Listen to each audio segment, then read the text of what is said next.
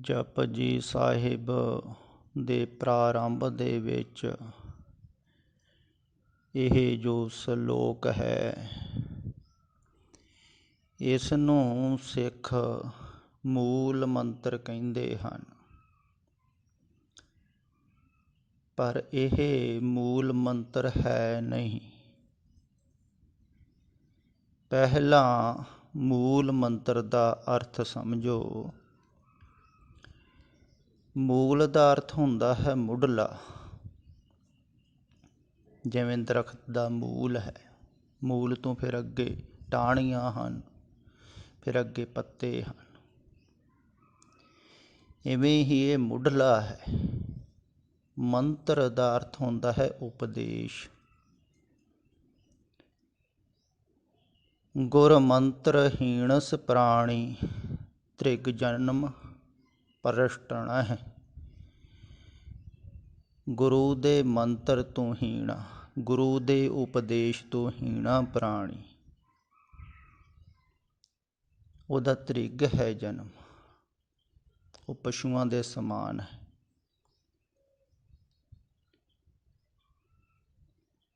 ਕਿਉਂਕਿ ਜਿਹੜਾ ਸਿਰਫ ਆਪਣੇ ਵਾਸਤੇ, ਆਪਣੇ ਪਰਿਵਾਰ ਵਾਸਤੇ, ਬੱਚਿਆਂ ਵਾਸਤੇ, ਕਾਰੋਬਾਰਾਂ ਵਾਸਤੇ ਹੀ ਸੋਚ ਰਿਹਾ ਹੈ, ਤਾਂ ਉਹ ਤਾਂ ਸਿਰਫ ਪਸ਼ੂਆਂ ਦੇ ਸਮਾਨ ਹੀ ਹੈ ਨਾ। ਆਪਣੇ ਜੀਵਨ ਵਾਸਤੇ ਸੋਚਦਾ ਪਸ਼ੂ ਵੀ ਸੋਚ ਹੀ ਰਹੇ ਹਨ। ਉਹਨਾਂ ਦੀ ਸੋਚ ਥੋੜ੍ਹੀ ਜਿਹੀ ਸੀਮਤ ਹੈ। ਆਦਮੀ ਜ਼ਿਆਦਾ ਲੰਬਾ ਸੋਚਦਾ ਹੈ, ਆਪਣੇ ਵਾਸਤੇ ਵੀ ਸੋਚਦਾ, ਬੱਚਿਆਂ ਵਾਸਤੇ ਵੀ ਅੱਗੇ ਸੋਚ ਰਿਹਾ ਹੈ। ਅਤੇ ਜਿਹੜਾ ਸੋਚ ਰਿਹਾ ਹੈ ਆਪਣੇ ਵਾਸਤੇ, ਪਰਿਵਾਰ ਵਾਸਤੇ, ਬੱਚਿਆਂ ਵਾਸਤੇ, ਤੋ ਤੇ ਫਿਰ ਕਾਕ ਹੈ, ਸੂਕਰ ਹੈ, ਗਰਦਬ ਹੈ। ਉਹ ਤੇ ਪਸ਼ੂਆਂ ਵਰਗਾ ਹੀ ਹੋਇਆ ਨਾ। ਤੇ ਗੁਰ ਮੰਤਰਹੀਣਸ ਪ੍ਰਾਣੀ, ਜਿਹੜਾ ਗੁਰੂ ਦੇ ਉਪਦੇਸ਼ ਤੋਂ ਹੀਣਾ ਹੈ ਪ੍ਰਾਣੀ, ਉਹਦਾ ਜੀਵਨ ਪਸ਼ੂਆਂ ਦੇ ਸਮਾਨ ਹੈ। ਕਿਉਂਕਿ ਜਦੋਂ ਗੁਰੂ ਦਾ ਮੰਤਰ, ਗੁਰੂ ਦਾ ਉਪਦੇਸ਼ ਤੁਹਾਡੇ ਹਿਰਦੇ ਦੇ ਵਿੱਚ ਵਸੂਗਾ ਨਾ, ਉਦੋਂ ਹੀ ਤੁਸੀਂ ਗੁਰੂ ਵਾਲੇ ਹੋਵੋਗੇ। ਗੁਰਮੰਤਰ ਦਾ ਭਾਵ ਇਹ ਨਹੀਂ ਹੈ ਕਿ ਕਿਸੇ ਨੇ ਤੁਹਾਨੂੰ ਮੰਤਰ ਦੇ ਦਿੱਤਾ, ਕਿਸੇ ਨੇ ਕਿਹਾ ਵੀ ਵਾਹਿਗੁਰੂ ਵਾਹਿਗੁਰੂ ਜਪਿਆ ਕਰ, ਤੇ ਤੁਹਾਨੂੰ ਮੰਤਰ ਮਿਲ ਗਿਆ। ਕਿਸੇ ਨੇ ਰਾਮ ਰਾਮ ਕਹਿ ਦਿੱਤਾ, ਕਈ ਕੰਨ 'ਚ ਵੀ ਕਹਿ ਦਿੰਦੇ ਮੰਤਰ ਮਿਲ ਗਿਆ, ਗੁਰਮੰਤਰ ਮਿਲ ਗਿਆ ਕਹਿ ਦਿੰਦੇ। ਨਹੀਂ, ਗੁਰਮੰਤਰ ਜਿਹੜਾ ਹੈ ਨਾ, ਉਹ ਗੁਰੂ ਦਾ ਉਪਦੇਸ਼ ਹੈ। ਅਤੇ ਗੁਰੂ ਦਾ ਉਪਦੇਸ਼ ਉਦੋਂ ਮਿਲਦਾ ਹੈ ਜਦੋਂ ਹਿਰਦੇ ਦੇ ਵਿੱਚ ਵਸ ਜਾਵੇ।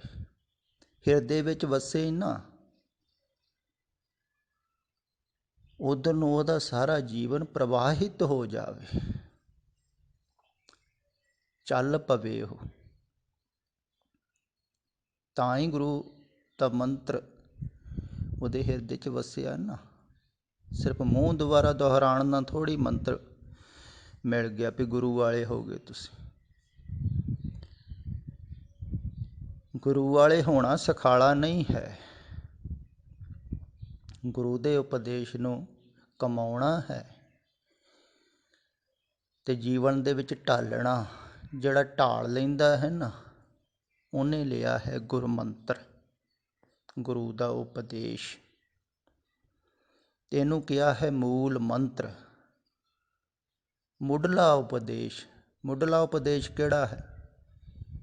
ਉਹ ਹੈ ਪਹਿਲੀ ਪੌੜੀ 'ਤੇ।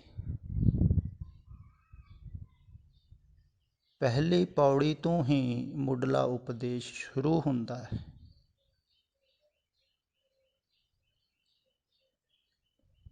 ਅਤੇ ਅੰਤਿਮ ਪੰਗਤੀਆਂ ਹਨ, ਕਿਵ ਸਚਿਆਰਾ ਹੋਈਏ, ਕਿਵ ਕੂੜੈ ਟੁੱਟੈ ਪਾਲ, ਹੁਕਮ ਰਜਾਈ ਚੱਲਣਾ, ਨਾਨਕ ਲਿਖਿਆ ਨਾ।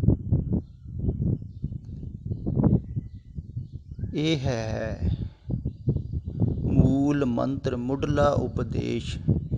ਇਹ ਮੁੱਢਲਾ ਉਪਦੇਸ਼ ਸਮਝ ਵਿੱਚ ਨਹੀਂ ਨਾ ਆਉਂਦਾ ਹੈ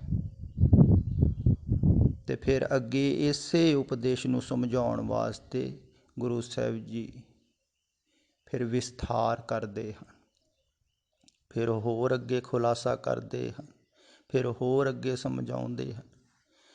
ਫਿਰ ਜਪਜੀ ਸਾਹਿਬ ਜੀ ਦੇ ਵਿੱਚ ਸਮਝਾਉਂਦੇ ਹਨ, ਨਹੀਂ ਸਮਝ ਵਿੱਚ ਆਇਆ ਫਿਰ ਹੋਰ ਅੱਗੇ ਸਮਝਾਉਂਦੇ ਹਨ। ਸਾਰੀ ਬਾਣੀ ਹੀ ਉਪਦੇਸ਼ਮਈ ਹੈ। ਇਸ ਤੋਂ ਬਾਅਦ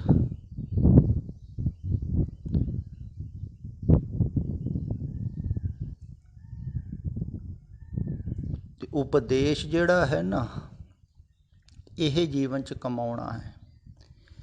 ਇਸੇ ਕਰਕੇ ਹੀ ਪਹਿਲਾਂ 5-6 ਪੌੜੀਆਂ ਦੀ ਜੋ ਵਿਚਾਰ ਹੋਏ ਸੀ, ਇਸੇ ਆਸਾ ਦੇ ਵਿੱਚ ਹੀ ਕੀਤੀ ਸੀ ਵੀ ਸ਼ਾਇਦ ਕੋਈ ਪ੍ਰੇਮੀ, ਕੋਈ ਜਗਿਆਸੂ ਇਸ ਉਪਦੇਸ਼ ਨੂੰ ਸਮਝ ਲਵੇ। ਇੱਕ ਪੌੜੀ ਨੂੰ ਸਮਝ ਲਵੇ ਕਾਫੀ, 5-6 ਪੌੜੀਆਂ ਸਮਝ ਲਵੇ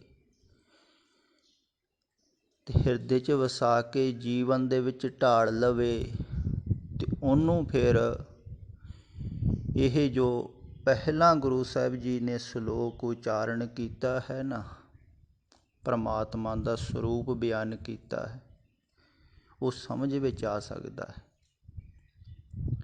ਉੱਦਾਂ ਸਮਝ ਵਿੱਚ ਨਹੀਂ ਆਉਂਦਾ ਹੈ, ਇਸੇ ਕਰਕੇ ਸਮਝਾਇਆ ਵੀ ਨਹੀਂ ਹੈ। ਇਸੇ ਕਰਕੇ ਨਹੀਂ ਸਮਝਾਇਆ ਵੀ ਸਮਝ ਵਿੱਚ ਆ ਹੀ ਨਹੀਂ ਸਕਦਾ ਹੈ, ਕਿਉਂਕਿ ਪਰਮਾਤਮਾ ਦਾ ਸਰੂਪ ਬਿਆਨ ਨਹੀਂ ਹੁੰਦਾ ਹੈ। ਤੇ ਤੁਸੀਂ ਉਪਦੇਸ਼ ਨੂੰ ਸਮਝੋਗੇ, ਮੰਤਰ ਨੂੰ ਸਮਝੋਗੇ, ਜੀਵਨ ਦੇ ਵਿੱਚ ਢਾਲੋਗੇ, ਉਸ ਜੀਵਨ ਦੇ ਗਹਿਰਾਈ ਦੇ ਵਿੱਚ ਜਾ ਕੇ ਤੁਹਾਨੂੰ ਪਰਮਾਤਮਾ ਦੇ ਸਰੂਪ ਦਾ ਥੋੜ੍ਹਾ ਥੋੜ੍ਹਾ ਖਿਆਲ ਆਵੇਗਾ ਵੀ ਉਹ ਕੈਸਾ ਹੋਵੇਗਾ, ਤੇ ਤੁਸੀਂ ਥੋੜ੍ਹਾ ਥੋੜ੍ਹਾ ਸਮਝਣਾ ਸ਼ੁਰੂ ਕਰੋਗੇ। ਸ਼ਾਇਦ ਕੋਈ ਐਸਾ ਸਰੋਤਾ ਹੋਵੇ ਜੋ ਇਸ ਸਰੂਪ ਨੂੰ ਥੋੜ੍ਹਾ ਸਮਝੇਗਾ, ਕਿਉਂਕਿ ਪਰਮਾਤਮਾ ਦਾ ਸਰੂਪ ਪਹਿਲਾਂ ਤਾਂ ਬਿਆਨ ਹੀ ਨਹੀਂ ਕੀਤਾ ਜਾਂਦਾ। ਪਰਮਾਤਮਾ ਦਾ ਸਰੂਪ ਹੈ ਹੀ ਨਹੀਂ, ਬਿਆਨ ਕਿਵੇਂ ਕਰੋਗੇ? ਸਵਰੂਪ ਦਾ ਕੀ ਅਰਥ ਹੁੰਦਾ ਹੈ? ਸਵਰੂਪ ਦਾ ਅਰਥ ਹੁੰਦਾ ਹੈ ਆਪਣਾ ਰੂਪ। ਪਰਮਾਤਮਾ ਦਾ ਆਪਣਾ ਕੋਈ ਰੂਪ ਥੋੜ੍ਹੀ ਹੈ। ਅਰੂਪ ਹੈ, ਅਨੂਪ ਹੈ, ਉਹ ਤੇ ਰੂਪ ਤੋਂ ਰਹਿਤ ਹੈ। ਰੂਪ ਤੇ ਸਭ ਮਿਟ ਜਾਂਦੇ ਹਨ, ਪਰ ਉਹ ਨਹੀਂ ਨਾ ਮਿਟਦਾ ਹੈ। ਉਹਦਾ ਰੂਪ ਕੋਈ ਨਹੀਂ ਹੈ, ਫਿਰ ਵੀ ਉਹਦਾ ਰੂਪ ਬਿਆਨ ਕੀਤਾ ਜਾਂਦਾ ਹੈ। ਰੂਪ ਕਿਉਂ ਬਿਆਨ ਕੀਤਾ ਜਾਂਦਾ ਹੈ? ਪਰਮਾਤਮਾ ਦਾ ਸਰੂਪ ਕਿਉਂ ਬਿਆਨ ਕੀਤਾ ਜਾਂਦਾ ਹੈ? ਤਾਂ ਕਿ ਤੁਹਾਨੂੰ ਥੋੜ੍ਹਾ ਜਿਹਾ ਖਿਆਲ ਵਿੱਚ ਆ ਸਕੇ ਵੀ ਜਿਹਦੀ ਉਪਲਬਧੀ ਵਾਸਤੇ ਸਾਰਾ ਅੱਗੇ ਉਪਦੇਸ਼ ਹੈ, ਉਹ ਕੈਸਾ ਹੋਵੇਗਾ।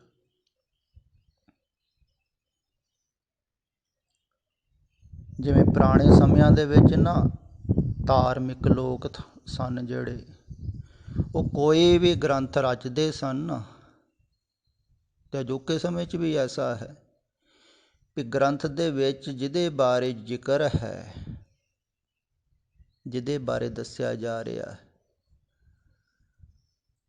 ਤਾਂ ਉਹਦਾ ਪਹਿਲਾਂ ਸੰਖੇਪ ਜਿਹਾ ਵਰਣਨ ਹੁੰਦਾ ਹੈ ਵੀ ਪਤਾ ਲੱਗ ਸਕੇ ਵੀ ਗ੍ਰੰਥ ਦੇ ਅੰਦਰ ਕਿਹਦੀ ਗੱਲ ਹੋ ਰਹੀ ਹੈ।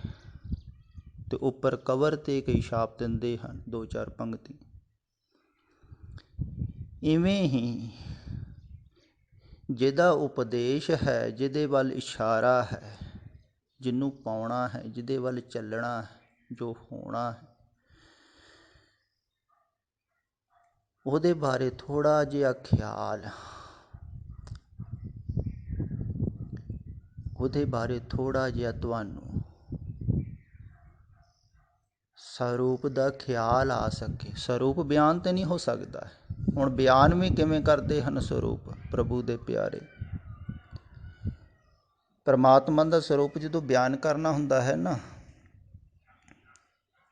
ਉਦੋਂ ਉਹ ਵਿਰੋਧੀ ਸ਼ਬਦਾਂ ਨੂੰ ਵਰਤਦੇ ਹਨ।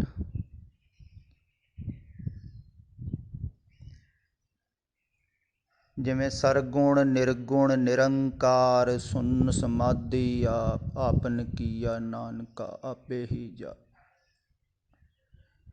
ਹੁਣ ਸਰਗੁਣ, ਨਿਰਗੁਣ, ਸਰਗੁਣ ਦਾ ਅਰਥ ਹੁੰਦਾ ਜੋ ਵੀ ਆ ਦਿਖ ਰਿਹਾ ਸਾਰਾ ਹੀ। ਨਿਰਗੁਣ ਦਾ ਅਰਥ ਹੁੰਦਾ ਕੁਛ ਵੀ ਨਹੀਂ, ਸਭ ਕੁਝ ਵੀ ਪਰਮਾਤਮਾ ਹੈ ਤੇ ਕੁਛ ਵੀ ਪਰਮਾਤਮਾ ਨਹੀਂ ਹੈ। ਹੁਣ ਤੁਸੀਂ ਕਿਵੇਂ ਸਮਝੋਗੇ? ਇਹ ਸਮਝ ਵਿੱਚ ਥੋੜ੍ਹੀ ਆਉਂਦਾ ਹੈ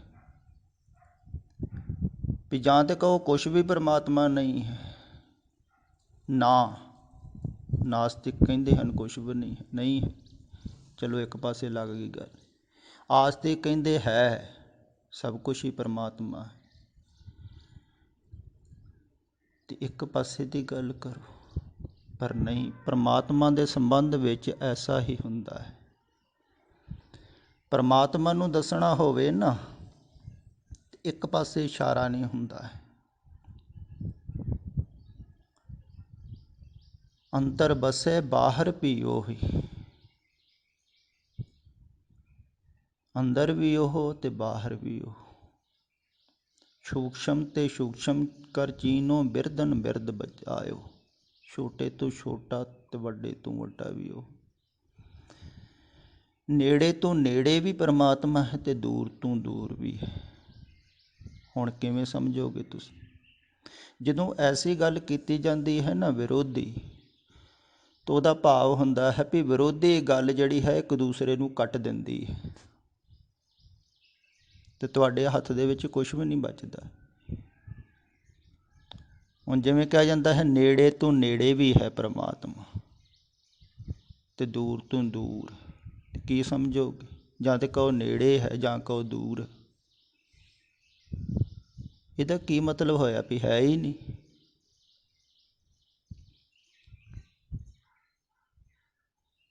ਤੇ ਸਰਗੁਣ ਵੀ ਹੈ, ਨਿਰਗੁਣ ਵੀ ਹੈ, ਸਭ ਕੁਝ ਹੀ ਉਹ ਹੈ ਤੇ ਕੁਛ ਵੀ ਉਹ ਨਹੀਂ। ਸੁੰਨ ਵੀ ਉਹ ਹੈ ਤੇ ਸਮੱਗਰ ਵੀ ਉਹ ਹੈ।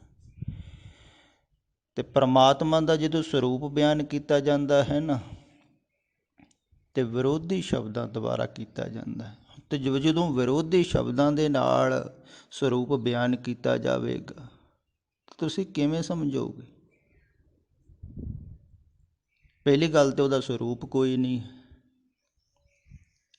ਫਿਰ ਸਰੂਪ ਬਿਆਨ ਕਰਨਾ ਬੜਾ ਕਠਿਨ ਹੈ। ਬਹੁਤ ਔਖਾ ਕੰਮ ਜਿਹੜਾ ਹੈ ਨਾ, ਉਹ ਪ੍ਰਭੂ ਪਿਆਰਿਆਂ ਦੇ ਹਿੱਸੇ ਵਿੱਚ ਆਉਂਦਾ ਹੈ। ਜਿਵੇਂ ਮੈਂ ਕੱਲ੍ਹ ਹੀ ਕਹਿ ਰਿਹਾ ਸੀ ਨਾ, ਇਹਨਾਂ ਦੇ ਵਿੱਚ ਸਬਰ ਬਹੁਤ ਹੁੰਦਾ ਹੈ।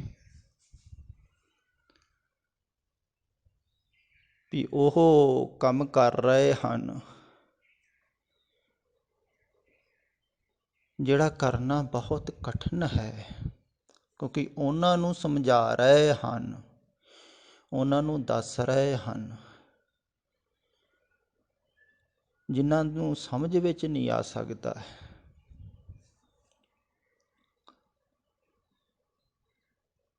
ਉਹਨਾਂ ਨੂੰ ਚਲਾ ਰਹੇ ਹਨ ਜਿਹੜੇ ਚੱਲਣ ਨੂੰ ਤਿਆਰ ਨਹੀਂ, ਉਹਨਾਂ ਨੂੰ ਜਗਾ ਰਹੇ ਹਨ ਜਿਹੜੇ ਜਾਗਣ ਨੂੰ ਤਿਆਰ ਨਹੀਂ।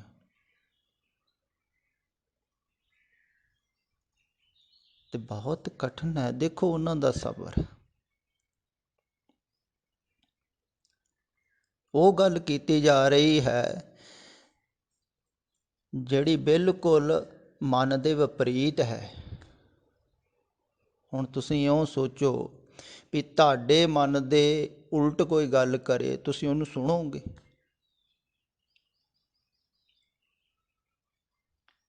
ਕੋਈ ਵੀ ਨਹੀਂ ਸੁਣਦਾ ਹੈ, ਕਹੂਗਾ ਮੇਰੇ ਮਨ ਤੋਂ ਉਲਟ ਗੱਲ ਮੈਨੂੰ ਜੱਚਦੀ ਹੀ ਨਹੀਂ। ਇਸੇ ਕਰਕੇ ਧਰਮ ਜਿਹੜਾ ਹੈ ਨਾ, ਇਹ ਸ਼ਰਧਾ ਤੋਂ ਪੈਦਾ ਹੁੰਦਾ ਹੈ। ਧੌਲ ਧਰਮ ਦਇਆ ਕਾ ਪੂਤ। ਦਇਆ ਦਾ ਕੀ ਅਰਥ ਹੁੰਦਾ ਹੈ? ਪ੍ਰੇਮ। ਪ੍ਰੇਮ ਦਾ ਪੁੱਤਰ ਹੈ। ਪ੍ਰੇਮ ਹੋਵੇਗਾ ਤੁਸੀਂ ਆਪਣੇ ਮਨ ਤੋਂ ਉਲਟ ਗੱਲ ਸੁਣੋਗੇ, ਨਹੀਂ ਤੇ ਸੁਣੋਗੇ ਹੀ ਨਹੀਂ। ਇਸੇ ਕਰਕੇ ਤੇ ਲੋਕ ਸੁਣਦੇ ਨਹੀਂ ਹਨ ਨਾ, ਨਾਰਾਜ਼ ਹੋ ਜਾਂਦੇ ਹਨ ਵੀ ਸਾਨੂੰ ਕੋਈ ਵਿਧੀ ਦੱਸੋ, ਯੁਕਤੀ ਦੱਸੋ, ਤਰੀਕਾ ਦੱਸੋ ਵੀ ਸੰਸਾਰ ਦੇ ਵਿੱਚ ਕਿਵੇਂ ਕਾਮਯਾਬ ਹੋਈਏ, ਕਿਵੇਂ ਸਫਲ ਹੋਈਏ, ਕਿਵੇਂ ਸੁੱਖ ਪਾਈਏ, ਕਿਵੇਂ ਮਜ਼ਾ ਲਈਏ ਸੰਸਾਰ ਦਾ। ਤੁਸੀਂ ਗੱਲ ਹੀ ਉਲਟੀ ਕਰੀ ਜਾਂਦੇ ਹੋ ਵੀ ਸੰਸਾਰ ਵਿਅਰਥ ਹੈ, ਸੰਸਾਰ ਦੁੱਖ ਰੂਪ ਹੈ, ਚਿੰਤਾ ਦਾ ਘਰ ਹੈ, ਹਰ ਵਕਤ ਹੀ ਮਰ ਰਿਹਾ, ਮਰ ਤੇ ਰਿਹਾ ਹੀ, ਮਿਟ ਹੀ ਰਿਹਾ। ਹੁਣ ਕੱਲ੍ਹ ਦਾ ਦਿਨ ਕਿੱਥੇ ਰਹਿ ਗਿਆ?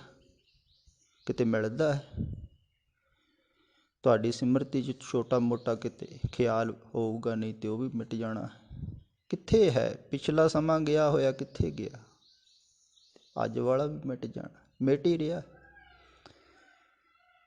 ਤੇ ਮਿਟਦੇ ਹੋਏ ਸੰਸਾਰ ਨੂੰ ਤੁਸੀਂ ਪਕੜਨ ਦੀ ਕੋਸ਼ਿਸ਼ ਕਰਦੇ ਹੋ। ਤੁਸੀਂ ਸੋਚਦੇ ਹੋ ਅਸੀਂ ਫੜ ਲਵਾਂਗੇ, ਤਾਂ ਉਹ ਕਹਿੰਦੇ ਹਨ ਤੁਸੀਂ ਫੜ ਹੀ ਨਹੀਂ ਸਕਦੇ। ਇਹ ਤਾਂ ਇਉਂ ਹੀ ਹੈ ਨਾ, ਜਿਵੇਂ ਕੋਈ ਦੂਰ ਦੇਖੇ ਵੀ ਆਕਾਸ਼ ਧਰਤੀ ਨੂੰ ਮਿਲ ਰਿਹਾ ਹੈ, ਜਾ ਕੇ ਮੈਂ ਉੱਥੇ ਫੜ ਲੈਣਾ ਹੈ ਆਕਾਸ਼ ਨੂੰ। ਦਿਖਦਾ ਹੈ ਨਾ ਨੀਲਾ ਨੀਲਾ ਕੁਛ ਕਿਲੋਮੀਟਰ ਦੂਰ। ਜਦੋਂ ਉੱਥੇ ਪਹੁੰਚੋਗੇ ਤਾਂ ਉੱਥੇ ਫਿਰ ਇੱਦਾਂ ਹੀ ਲੱਗੇਗਾ। ਇਵੇਂ ਹੀ ਸੰਸਾਰੀ ਆਦਮੀ ਨੂੰ ਲੱਗਦਾ ਹੈ ਸੁੱਖ ਮਿਲ ਜਾਣਗੇ, ਮਿਲ ਜੂ ਕੁਛ, ਹੋ ਜੂ ਕੁਛ, ਖਿਆਲ ਕਰਕੇ ਚੱਲਦਾ ਰਹਿੰਦਾ। ਤੇ ਪ੍ਰਭੂ ਦੇ ਪਿਆਰੇ ਗੱਲ ਉਲਟੀ ਕਰਦੇ ਹਨ। ਤੇ ਉਲਟੀ ਗੱਲ ਸੁਣਨ ਵਾਸਤੇ ਜਾਂ ਤਾਂ ਬਹੁਤ ਜ਼ਿਆਦਾ ਸਮਝ ਹੋਣੀ ਚਾਹੀਦੀ ਹੈ, ਜਾਂ ਫਿਰ ਪ੍ਰੇਮ ਹੋਣਾ ਚਾਹੀਦਾ, ਤਾਂ ਹੀ ਸੁਣੋ। ਮਨ ਤੋਂ ਉਲਟ ਗੱਲ। ਤੇ ਬਹੁਤ ਜ਼ਿਆਦਾ ਸਬਰ ਹੈ, ਸਬਰ ਕਰਕੇ ਹੀ ਉਹ ਨਾਰਾਜ਼ ਨਹੀਂ ਹੁੰਦੇ ਹਨ। ਸਾਰਿਆਂ ਦੀ ਨਾਰਾਜ਼ਗੀ ਨੂੰ ਸਹਾਰ ਲੈਂਦੇ ਹਨ ਵੀ ਠੀਕ ਹੈ, ਨਾਰਾਜ਼ ਤੇ ਕੋਈ ਹੋਵੇਗਾ ਹੀ ਨਾ। ਕਿਸੇ ਨੂੰ ਜਗਾਓਗੇ ਵਿਚਾਰੇ ਨੂੰ, ਸੁਪਨਾ ਲੈ ਰਿਹਾ ਬੜਾ ਸੁੰਦਰ, ਮਜ਼ਾ ਲੈ ਰਿਹਾ, ਤੋ ਨਾਰਾਜ਼ ਹੁੰਦਾ। ਨਾਰਾਜ਼ਗੀ ਸੁਭਾਵਿਕ ਹੀ ਹੈ, ਬੱਚਿਆਂ ਵਰਗੇ ਹਨ ਲੋਕ। ਠੀਕ ਹੈ, ਫਿਰ ਵੀ ਸਮਝਾਉਂਦੇ ਹਨ। ਉਹ ਆਪਣਾ ਜੋ ਕਰਮ ਹੈ ਨਾ, ਪਰਮਾਤਮਾ ਉਹਨਾਂ ਦੇ ਦੁਆਰਾ ਕਰਾ ਰਿਹਾ ਹੈ। ਉਹ ਵੀ ਉਹਨਾਂ ਨੂੰ ਕਹਿਣਾ ਪੈਂਦਾ ਹੈ, ਕਰ ਤੇ ਉਹ ਆਪ ਹੀ ਰਿਹਾ ਹੈ। ਆਪਣਾ ਸਰੂਪ ਆਪ ਹੀ ਸਮਝਾਉਣ ਦੀ ਕੋਸ਼ਿਸ਼ ਕਰ ਰਿਹਾ ਹੈ। ਤੇ ਉਹਨਾਂ ਨੂੰ ਸਮਝਾ ਰਿਹਾ ਹੈ ਜਿਹਨਾਂ ਨੂੰ ਸਮਝ ਵਿੱਚ ਨਹੀਂ ਆ ਸਕਦਾ, ਕਿਉਂਕਿ ਸਰੂਪ ਸਮਝ ਵਿੱਚ ਆ ਹੀ ਨਹੀਂ ਸਕਦਾ। ਸਮਝ ਤੋਂ ਪਰੇ ਹੈ ਪਰਮਾਤਮਾ ਦਾ ਸਰੂਪ, ਸਮਝ ਵਿੱਚ ਕਿਵੇਂ ਆਊਗਾ?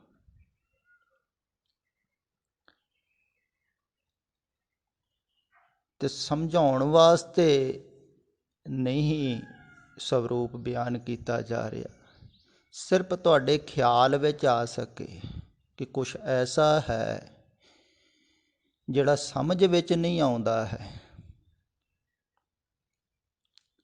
ਫਿਰ ਵੀ ਉਹਨੂੰ ਸਮਝਾਉਣ ਦੀ ਕੋਸ਼ਿਸ਼ ਕੀਤੀ ਹੈ। ਦੇਖੋ, ਫਿਰ ਕਹਿੰਦੇ ਹਨ ਵੀ ਗੁਰੂ ਨਾਨਕ ਦੇਵ ਜੀ ਨੇ ਜਦੋਂ ਇਹ ਮੂਲ ਮੰਤਰ ਉਚਾਰਨ ਕੀਤਾ ਨਾ, ਸਿੱਖ ਮੂਲ ਮੰਤਰ ਕਹਿੰਦੇ ਹਨ ਵੀ ਉਹ ਵੇਈਂ ਨਦੀ ਦੇ ਵਿੱਚੋਂ 3 ਦਿਨਾਂ ਦੇ ਬਾਅਦ ਬਾਹਰ ਨਿਕਲੇ ਸਨ। ਇਹ ਵੀ ਇੱਕ ਬੜਾ ਪਿਆਰਾ ਪ੍ਰਤੀਕ ਹੈ। ਨਦੀ ਹੈ ਸੰਸਾਰ ਦਾ ਪ੍ਰਤੀਕ, ਸੰਸਾਰ ਵਹਿ ਰਿਹਾ ਹੈ ਤੇ ਗੁਰੂ ਸਾਹਿਬ ਜੀ ਨੇ ਵਹਿੰਦੇ ਹੋਏ ਸੰਸਾਰ ਦੇ ਵਿੱਚ ਗਹਿਰੇ ਦੇ ਵਿੱਚ ਡੁਬਕੀ ਮਾਰ ਦਿੱਤੀ। ਨਦੀ ਦੇ ਥੱਲੇ ਚਲੇ ਗਏ, ਜਿੱਥੇ ਚੱਲ ਨਹੀਂ ਸੀ ਰਿਹਾ ਸੰਸਾਰ, ਗਹਿਰਾਈ 'ਚ ਗਏ। ਉੱਥੇ ਉਹਨੂੰ ਦੇਖਿਆ ਜਿਹਨੂੰ ਦੇਖਿਆ ਨਹੀਂ ਸੀ ਜਾ ਸਕਦਾ ਇਹਨਾਂ ਅੱਖਾਂ ਦੁਆਰਾ। ਉਹਨੂੰ ਸੁਣਿਆ ਜਿਹਨੂੰ ਇਹ ਨਾ ਕੰਨਾਂ ਦੇ ਨਾਲ ਸੁਣਿਆ ਨਹੀਂ ਸੀ ਜਾ ਸਕਦਾ, ਉਹਨੂੰ ਮਹਿਸੂਸ ਕੀਤਾ ਜਿਹਨੂੰ ਮਹਿਸੂਸ ਕੀਤਾ ਨਹੀਂ ਜਾ ਸਕਦਾ। ਇਸ ਇੰਦਰੀਆਂ ਦੀ ਪਹੁੰਚ ਤੋਂ ਪਰੇ, ਬੁੱਧੀ ਦੀ ਪਹੁੰਚ ਤੋਂ ਪਰੇ, ਅਗਾਧ ਬੋਧ ਨੂੰ ਜਾਣਿਆ ਜਦੋਂ ਨਾ, ਉਦੋਂ ਉਹਨਾਂ ਨੇ ਬਾਹਰ ਆਣ ਕੇ ਇਹ ਸਰੂਪ ਬਿਆਨ ਕੀਤਾ। ਪਰ ਇਹ ਸਰੂਪ ਜਿਹੜਾ ਬਿਆਨ ਕੀਤਾ ਹੈ ਨਾ, ਉਹਨਾਂ ਚਿਰ ਤੁਹਾਨੂੰ ਵੀ ਸਮਝ ਵਿੱਚ ਨਹੀਂ ਆਵੇਗਾ, ਕਿਸੇ ਨੂੰ ਵੀ ਨਹੀਂ ਆਵੇਗਾ, ਜਿੰਨਾ ਚਿਰ ਤੁਸੀਂ ਵੀ ਆਪਣੀ ਗਹਿਰਾਈ ਦੇ ਵਿੱਚ ਡੁਬਕੀ ਨਾ ਮਾਰੀ। ਇਹ ਵਹਿੰਦੇ ਹੋਏ ਸੰਸਾਰ ਦੇ ਵਿੱਚ ਗਹਿਰੇ ਨਾ ਤੁਸੀਂ ਉਤਰ ਗਏ, ਜਾਂ ਸੰਸਾਰ ਤੋਂ ਇੱਕ ਸਾਈਡ 'ਤੇ ਹੋ ਕੇ ਬੈਠ ਨਾ ਗਏ, ਤਟਸਥ ਨਾ ਹੋ ਗਏ। ਜਿਵੇਂ ਨਦੀ ਦੇ ਕਿਨਾਰੇ ਬਹਿੰਦੇ ਸਨ ਨਾ ਸਾਧੂ, ਅਤੇ ਨਦੀ ਨੂੰ ਦੇਖਦੇ ਸਨ ਵੀ ਇਹ ਬਹਿ ਰਹੀ ਹੈ, ਸੰਸਾਰ ਬਹਿ ਰਿਹਾ ਹੈ, ਅਸੀਂ ਥੋੜ੍ਹੀ ਬਹਿ ਰਹੇ, ਸੰਸਾਰ ਬਹਿ ਰਿਹਾ ਹੈ, ਦੇਖੋ ਤੁਸੀਂ ਥੋੜ੍ਹੀ ਬਹਿ ਰਹੇ ਹੋ, ਸਰੀਰ ਬਹਿ ਰਿਹਾ ਹੈ। ਸਰੀਰ ਬਚਪਨ ਦੇ ਵਿੱਚ ਸੀ, ਜਵਾਨੀ ਦੇ ਵਿੱਚ, ਫਿਰ ਗਾਂ ਬੁਢਾਪੇ ਦੇ ਵਿੱਚ ਜਾਵੇਗਾ, ਇਹ ਬਹਿ ਰਿਹਾ ਹੈ, ਪਰ ਅੰਦਰੋਂ ਤੁਸੀਂ ਥੋੜ੍ਹੀ ਬਹਿੰਦੇ ਹੋ। ਅੰਦਰੋਂ ਅਗਰ ਕਿਸੇ ਨੇ ਦੇਖਿਆ ਹੋਵੇਗਾ ਆਪਣੇ ਅੰਦਰ ਜਾ ਕੇ ਬਚਪਨ ਦੇ ਵਿੱਚ ਜਿਹੜੀ ਆਤਮਾ ਨੂੰ, ਉਹੋ ਹੀ ਆਤਮਾ ਬੁਢਾਪੇ ਦੇ ਵਿੱਚ, ਉੱਥੇ ਉਮਰ ਥੋੜ੍ਹਾ ਬਦਲਦੀ, ਆਤਮਾ ਦੇ ਤਲ, ਸਰੀਰ ਦੇ ਤਲ 'ਤੇ ਬਦਲ ਰਹੇ ਹਨ। ਸੰਸਾਰ ਬਾਹਰ ਬਦਲ ਰਿਹਾ, ਸਰੀਰ ਬਦਲ ਰਿਹਾ, ਅਤੇ ਅੰਦਰੋਂ ਤਾਂ ਅਬਦਲ ਹੈ ਨਾ, ਅਤੇ ਅਬਦਲ ਦੇ ਨਾਲ ਜਿਹੜਾ ਜੁੜ ਜਾਂਦਾ ਹੈ, ਅਬਦਲ ਦੇ ਨਾਲ ਜਿਹੜਾ ਬੈਠ ਜਾਂਦਾ ਹੈ, ਕਿਨਾਰੇ 'ਤੇ ਬੈਠ ਜਾਂਦਾ ਹੈ, ਅਤੇ ਬਦਲਦੇ ਹੋਏ ਨੂੰ ਬਾਹਰ ਦੇਖਦਾ ਹੈ। ਜਾਂ ਸਾਗਰ ਦੀਆਂ ਉੱਪਰ ਉੱਪਰ ਲਹਿਰਾਂ ਚੱਲ ਰਹੀਆਂ ਹਨ, ਅਤੇ ਲਹਿਰਾਂ ਨੂੰ ਛੱਡ ਕੇ ਗਹਿਰਾਈ ਦੇ ਵਿੱਚ ਡੁਬਕੀ ਮਾਰ ਜਾਂਦਾ ਹੈ। ਸੰਸਾਰ ਚੱਲ ਰਿਹਾ ਹੈ, ਉਹ ਆਪਣੀ ਗਹਿਰਾਈ ਦੇ ਵਿੱਚ ਜਾ ਕੇ ਬੈਠ ਕੇ, ਤਾਂ ਉਸ ਗਹਿਰਾਈ ਦੇ ਵਿੱਚ ਹੀ ਜਾ ਕੇ ਮਹਿਸੂਸ ਹੁੰਦਾ ਹੈ ਜਿਹੜਾ ਮਹਿਸੂਸ ਹੋ ਨਹੀਂ ਸਕਦਾ ਹੈ। ਦਿਸਦਾ ਹੈ, ਕਹੇ ਭੀਖਣ ਦੋਏ ਨੈਣ ਸੰਤੋਖੇ, ਜਹ ਦੇਖਾਂ ਤਹ ਸੋਈ। ਦਿਖਦਾ ਹੈ ਪਰ ਦੇਖਿਆ ਨਹੀਂ ਜਾ ਸਕਦਾ, ਦੱਸਿਆ ਨਹੀਂ ਜਾ ਸਕਦਾ, ਫਿਰ ਵੀ ਦੱਸਦੇ, ਬੋਲਿਆ ਨਹੀਂ ਜਾ ਸਕਦਾ ਤਾਂ ਵੀ ਬੋਲਦੇ। ਉਹ ਕੁਛ ਐਸਾ ਹੈ, ਉਹਨੂੰ ਬੋਲੇ ਬਿਨਾਂ ਰਿਹਾ ਵੀ ਨਹੀਂ ਜਾ ਸਕਦਾ। ਜਿਵੇਂ ਕੋਈ ਬਹੁਤ ਜ਼ਿਆਦਾ ਸਵਾਦਿਸ਼ਟ ਤੁਸੀਂ ਕੁਛ ਖਾ ਲਿਆ ਹੋਵੇ ਨਾ, ਅਤੇ ਤੁਸੀਂ ਹੁਣ ਇੰਨੇ ਆਨੰਦਿਤ ਹੋ, ਦੱਸੇ ਬਗੈਰ ਰਹਿ ਨਹੀਂ ਸਕਦੇ, ਦੱਸਦੇ, ਰੋਕ ਰੋਕ ਕੇ ਲੋਕਾਂ ਨੂੰ ਦੱਸਦੇ।